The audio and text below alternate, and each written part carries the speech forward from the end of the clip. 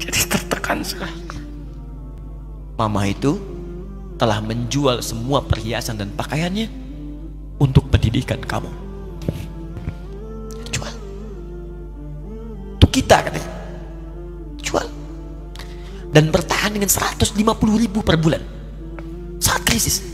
Jadi rupanya ibu saya itu makan nasi sehari cuma sekali. Beliau mengajar.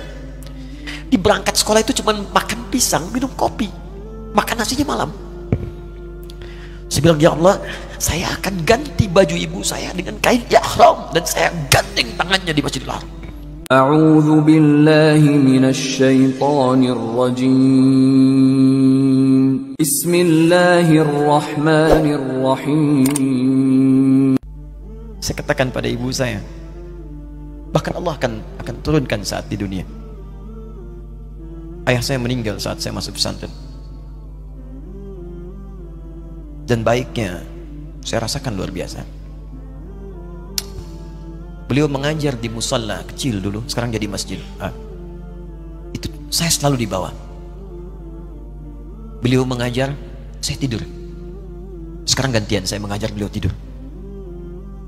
Dan kadang di pangku, gendong sampai pulang. Saya pernah sengaja pura-pura tidur untuk ingin tahu apa yang dikerjakan ayah saya di jalan. Jaga betul supaya nggak bangun. Begitu saya disimpan di kasur dan bangun, diajak bercanda. Saya mau masuk pesantren, beliau nggak sempat ngantar. Saya bertemu, beliau menangis, peluk saya, minta maaf, nggak bisa ngantar ke pesantren. Saya belum mengerti apapun saat itu. Saya bertekad, insya Allah saya belajar dengan sungguh-sungguh. Sepekan 2 pekan saya dapat panggilan pulang. Saya tanya pada kakak saya yang ikut, sekarang ada di sini. Di mana ayah? Beliau nggak jawab.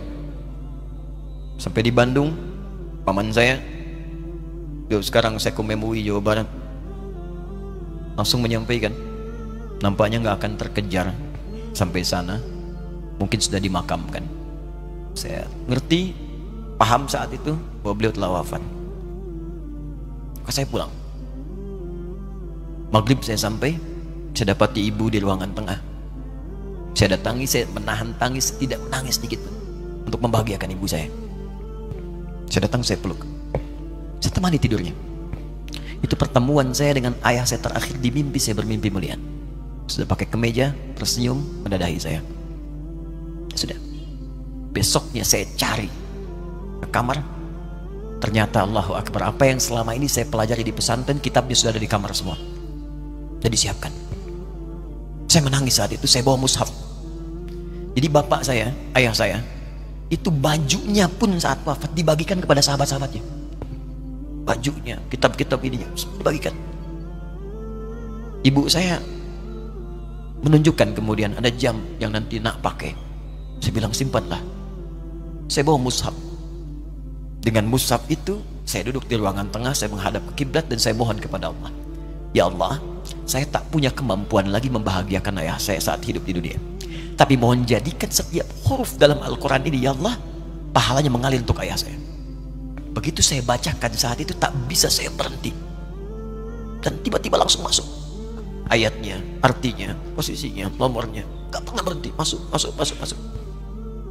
Saya bertekad ingin berbuat baik. Puncaknya saya sekolah. Ibu, ya Allah, saya ingin berbakti pada ibunda saya. Anda tahu apa yang terjadi? Demi Allah saya katakan, ketika Anda bersabar, ibu saya, Bu, Pak, itu krisis 97 Pak. Waktu krisis saya masuk pesantren, saya diberikan sempurna bekal seperti anak-anak lain. Rupanya ibu saya sudah tanya kepada santi-santi, orang tuanya, berapa bekal Anda kasihkan? Dikasih yang paling tinggi itu dikasihkan pada kami tiap bulan. Saya terima. Satu kali libur saya pulang dari jauh, ibu saya tersenyum melihat, sedang jemur pakaian melihat saya. Begitu saya tiba, kaget saya. Kok pakaian ibu saya, pakaiannya nggak cocok dipakai gitu. Ini bukan pakaian ibu saya, kayak kain pel lah kalau sekarang. Saya masuk ke rumah, saya kejar, saya buka pakaiannya, lemarinya, saya nggak temukan sedikit pun. Saya kejar kakak saya, dia sudah siapkan makan. Kak perempuan kami yang kedua, mana pakaian ibu saya? Perhatikan jawabannya. Dia menangis saat itu. Dia bilang, Mama itu telah menjual semua perhiasan dan pakaiannya untuk pendidikan kamu. Jual. Untuk kita katanya. Jual. Dan bertahan dengan 150.000 per bulan saat krisis. Jadi rupanya ibu saya itu makan nasi sehari cuma sekali. Beliau mengajar. Di berangkat sekolah itu cuma makan pisang, minum kopi, makan nasinya malam. Saya bilang, ya Allah, saya akan ganti baju ibu saya dengan kain ihram dan saya gandeng tangannya di Masjidil Haram. Itu apa yang terjadi? Begitu saya kuliah di Libya, alhamdulillah, saya berangkat, saya mulai mengajar, saya serius belajar. Saat itu kemudian, Allah mulai berikan jalan. Saya ingin sungguh-sungguh. Malam saya bangun, saya sholat, saya belajar, saya menghafal Quran, saya belajar riwayat Quran. Sampai puncaknya tiba. Saya ditugaskan pemerintah Indonesia saat itu untuk jadi petugas haji di Mekah. Saya telepon ibu saya. Saya bilang, Ma, saya insya Allah akan haji 2010. Saya telepon Februari saat itu. Saya dengar suara, terbayang wajahnya indah, senyuman, bahagia. Alhamdulillah, nak. Kapan berangkat? Tahun ini insya Allah. Saya bilang, dan saya tidak akan pernah berangkat kecuali mama pun akan berangkat. Terdengar nada pesimis tapi senyum. Dari mana katanya? Allah akan kasih, saya bilang. Saya sedang bekerja berusaha karena Allah. Mustahil Allah akan sia-siakan gitu. Berapa butuhnya? Porsinya 25 juta. Kapan harus ada? Bulan Juni. Ya, jadi dari Februari ke Juni itu. Ya, Juli bukan Juni, Juli. Ya, jadi saya masih ingat tuh bulan 7, 5 bulan tuh. Saya ibu, Pak, nabung saya. Saya beli tabungan, saya niatkan untuk ibu saya haji. Bulan Juli masih setor 25 juta. Jadi semua tabungan masukin situ. Ada yang ngajar ngasih, masukin situ. Masukin semua. Tepat sepekan sebelum itu kemudian didaftarkan, saya buka tabungan. Allahu Akbar, karunia Allah luar biasa. Tadi butuh berapa? 25 juta. Begitu dibuka, Masya Allah, 1 juta. Karena beasiswa nggak banyak, 1 juta. Tapi 3 hari sebelum daftar, entah dari mana ibu-ibu pengajian nih KBRI datang, Ustadz, ibu katanya mau haji juga ya, Ustadz mau haji ya, ibu ikut ya, sudah nggak usah dipikirin, nanti kami yang pikirkan semuanya. Tiba-tiba dikirim, bayar porsinya di sana, dapat koper paling besar. Bayangkan, tadinya kopernya belum datang, telepon lagi, nak koper belum datang katanya. Saya bilang, Ma, tenang aja, apa hajinya nggak jelas ini? Tidak jelas, saya bilang, insya Allah. Ya, nah cuman beritanya berbeda. Begitu saya telepon lagi, Ma gimana bisa? Nah, telah keluar pengumumannya. Kapan, Ma? 2013. Loh kan saya hajinya 2010, nggak bisa, harus 2010. Lihat kalimat ibunda saya. Nah, jangan pernah mengambil hak orang lain. Allah kasih 2013, alhamdulillah. Saya bilang, Ma, kita tidak harus mengambil hak orang lain, tapi kita meminta kepada Allah yang memanggil kita. Boleh jadi Allah akan berikan tambahan kuota pada tahun ini. Doa lagi, minta, datang ke masjid. Tiba-tiba ada sidang Oki di Istanbul saat itu, keputusan 1/1000. Setiap ada 1000 muslim, 1 kuotanya. Saat itu Indonesia dapat tambahan 22.000, termasuk ibu saya ada di situ. Ya, acara malam Al-Qadar 27 Ramadan, malam masih ingat betul, saya jadi MC dengan rektor pada saat itu. Saya nggak pernah bawa handphone, tiba-tiba handphone itu saya bawa, berbunyi kemudian telepon itu. Saya minta pada rektor izin, saya angkat dulu, diperkenankan. Saya kemudian ke belakang masjid, saya angkat. Tiba-tiba saya dengar suara sudah menangis. Nah, katanya, kenapa, Ma? Alhamdulillah, Mama bisa haji. Ternyata kuota itu termasuk ibu saya. 5 bulan, Pak. Wena biasa. Nggak bayar tambahan, nggak ada macam-macam, bisa berangkat. Begitu saya berangkat duluan, saya tungguin betul di apartemennya, di maktabnya sampai datang. Begitu sudah datang, saya nggak sapa, saya lihat dari jauh. Bahagianya saya bisa mengganti pakaian tadi yang lusuh dengan kain ihram. Saya perhatikan, saya ikuti dari belakang. Di lift, saya ikuti. Di jalan, saya ikuti. Begitu sampai Masjidil Haram, saya gandeng tangannya. Ma, kita sama-sama. Labbaik Allahumma labbaik. Labbaik la syarika lak labbaik.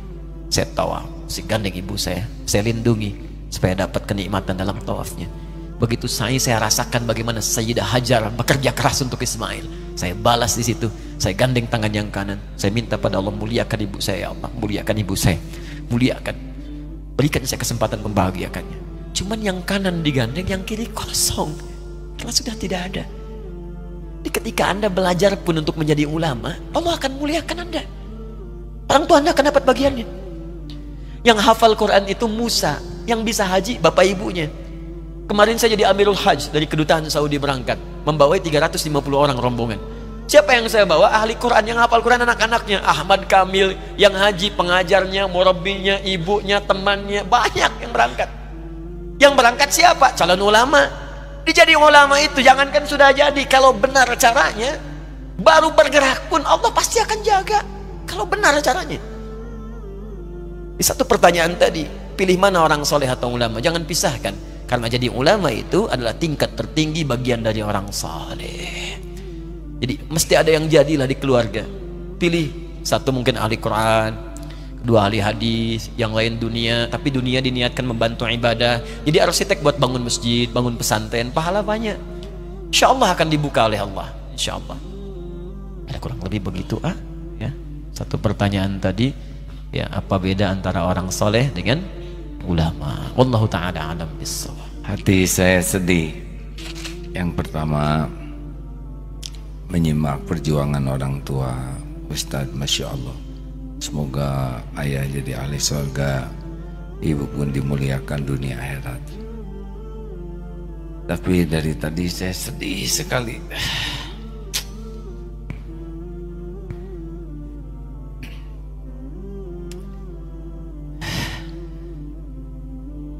Mendengar uraian tentang ulama.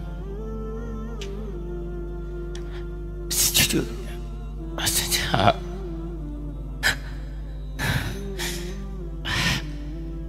sepertinya jauh sekali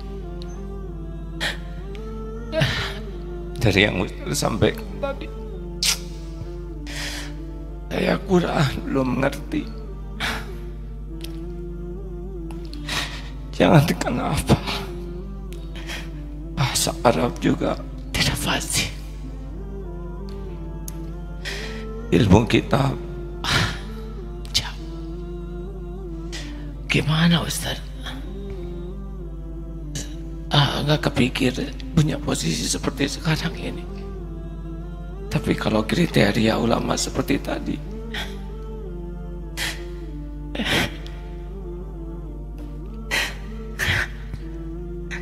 jadi tertekan sekali.